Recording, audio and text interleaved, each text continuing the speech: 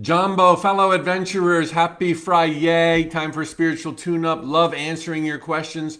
All you got to do is post them below on Facebook or Instagram the day of a broadcast. Next Monday, I'll be reading your comments from today. We also post these on YouTube, but I don't get there in time to answer the questions at this stage of the adventure. So we're talking about living deliberately, creating consciously. And something that I often say is that it's critically important that once you dream of an end result and thereby have programmed life's magic, it's incumbent upon you to show up out into the world. You cannot be reached if you're sitting at home with a vision board waiting for Oprah to call. And so often people say, what do you mean show up? I mean, get the job, go to a leads group, continuing education. Just do the simple mortal baby steps. Even if it's a job you now have but hate, working at the mall for some unreasonably low amount of money, that's better than staying at home. Which prompted today's question: when is it okay to quit the stupid job at the mall, or the stupid relationship, or the stupid whatever is stupid in your life? Oh my God, this is such rich, fertile territory for learning and growing. I am sure I'm going to tell you something that you don't want to hear. But it's the beginning of some really great news. And I'm going to talk about it in terms of, work, employment, etc., and in relationships, because it's seemingly different. Okay, the answer that you're probably not gonna like: when is it okay to quit something? Not until something better comes along. Okay, because what's the alternative? Quit something for something crappy? Quit something and do nothing? Those are not alternatives. Now, hang in there, because when I say something better, that might meet a definition you have not expected yet. Okay, so if you've got something on your plate of life, a job you don't like, a boyfriend you don't like, whatever, it's there for a reason. Now, that doesn't mean you have to live it and learn to love it and stay with it forever. Heck no. But if it's there today, there's something to learn today, even if it's turning your back on it for something better. And I'm going to clarify that in a minute. I'm not saying wait for Mr. Goodbar to show up and then, cheat on your boyfriend. That's not okay. Not remotely okay. What goes around comes around. Even though karma is only a phenomenon, it will bite you in the butt big time. So you don't quit your job until something better comes along. Now, what might that entail, or how could we view this? First and foremost, there ain't nothing wrong when it comes to your working life to having a side hustle. It's not okay to have a side hustle in your love life unless those are the boundaries you've both agreed to transparently. Okay? So when it comes to the job you hate at the mall, if that's just not who you are, it's not just lighting you up, number one, keep the job.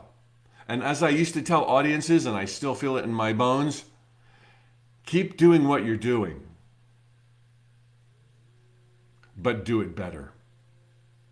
Keep doing what you're doing at that sucky job, but do it better.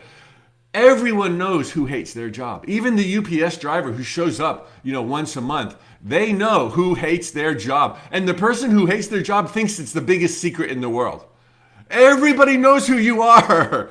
And everybody knows who the person is who is making the best of a sucky situation. It's like, damn, that person just can't put them down. They're here a little bit early. They stay a little bit yet late. They say yes. They make the best of it. They make some friends. They cheer up the customers.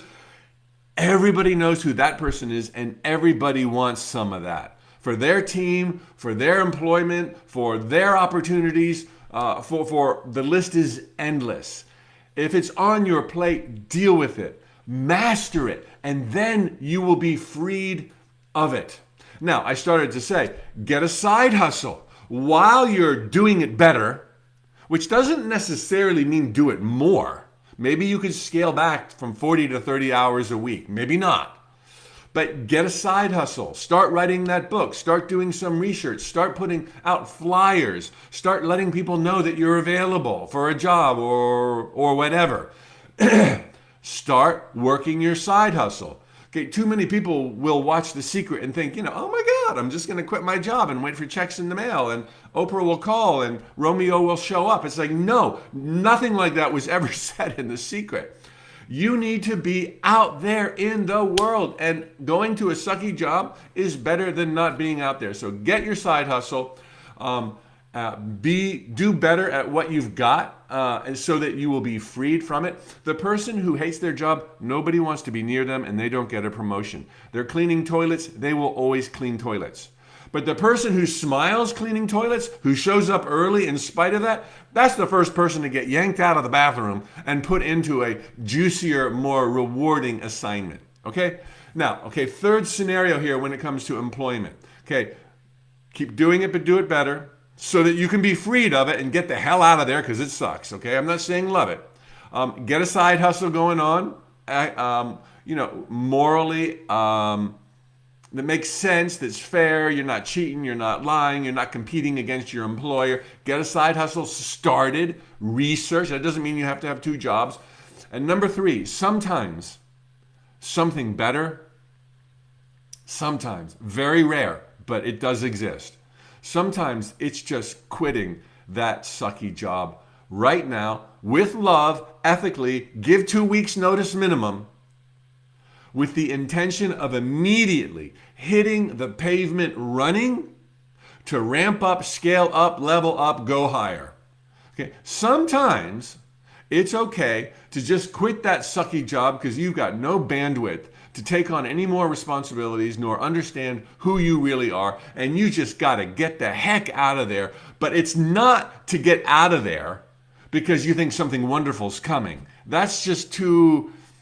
Yes, something always wonderful is coming, but don't go into a passive mode. Go into a double action mode. All right? That's the third scenario. I've actually followed that myself. I quit my amazing job at PricewaterhouseCoopers 30 odd years ago and never looked back. Well, actually, for the first 3 years, I looked back every single day and wondered if it was the biggest mistake of my life. But boy, did I hit the ground running. Started within months what is the same corporation today, Tut Enterprises, Inc., in Orlando, Florida, where I still am 30 million years later. But man, did I hit the ground running, and that's what you must do. So, okay, you've got some parameters there, definitely some juicy stuff to think about. The best is yet to come. You will be glad you followed 1, 2, or all 3 of these.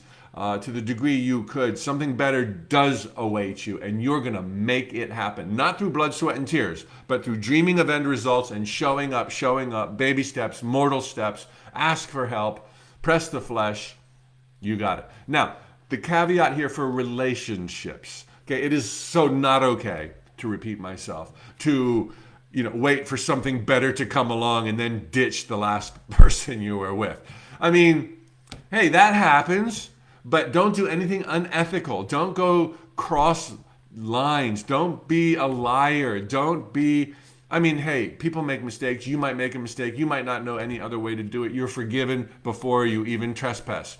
But do your best to move with integrity. And if you're in a relationship and you really feel in your heart and your mind, I cannot stay here any longer. This is not helping me. This is not growing. This is not joy. Then get the heck out of jail. Something better did come along. Being single, right? That'd be way better. Now, if you say, I can't be single because I have dependents, I would say you can be single. Okay? There's court of law for that. There's alimony for that. There's, if your partner can't level with you, then you take it to another place, and that is totally spiritual. But I would certainly advocate a heart-to-heart conversation based in love, that you just want something different. They probably do too, if this is where you're at, and each of you wants the other to change, and that's not going to happen. Have that conversation. You might dread it, you might hate it. I'm sure you're going to think they're going to blow up, they're not going to be able to handle it. Don't underestimate them. Okay? hold them to a higher level by having that conversation. Have that conversation with love, not as confrontation, not as anger, not as a release valve for built up anxiety, but just look, I love you. It was awesome. I need space. I think we both might be happier. If not, we'll get back together again, but I have to do this. And you're the breadwinner. The family needs your support. If you got to take it elsewhere, take it elsewhere. But there's something better often in bad relationships, truly unfulfilling relationships, is being single. Way better. Way better. I probably don't have to tell you that. That doesn't make anything that I just shared in the last 16 minutes easy. I know that. Or 11 minutes easy. It's not easy, but staying there forever, quitting and watching TV forever, those things are even harder. So you're born for greatness. You're pushed on every single day to higher realms than you can even imagine. You're loved and adored. There are guides everywhere, especially on FriYAYs. So you totally got this. Think about it. Don't do any rash decisions. Give yourself that space, that time to really know right here. All right, fellow adventurers, I hope you have the best weekend of your life so far. Let me remind you again that we are counting down to the expiration of our early bird discount for our Infinite Possibilities Train the Trainer program, reaching those who have not yet been reached. The number one person you will reach is you.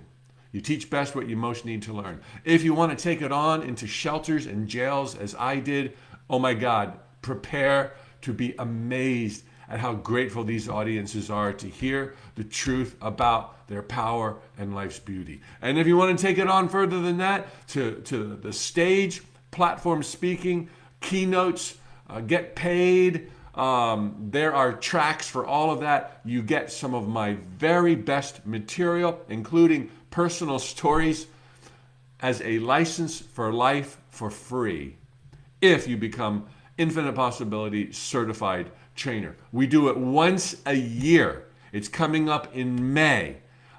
Check the link below on Facebook, swipe up on Instagram, and I can't wait to see you on this 4-day Zoom conference where I'll speak every day, and there'll be over a dozen other speakers who once were sitting in chairs like you watching me thinking, I wonder if I'll go there. And we tapped them, helped them lift themselves up, and now they're out speaking, and you're going to hear them speak.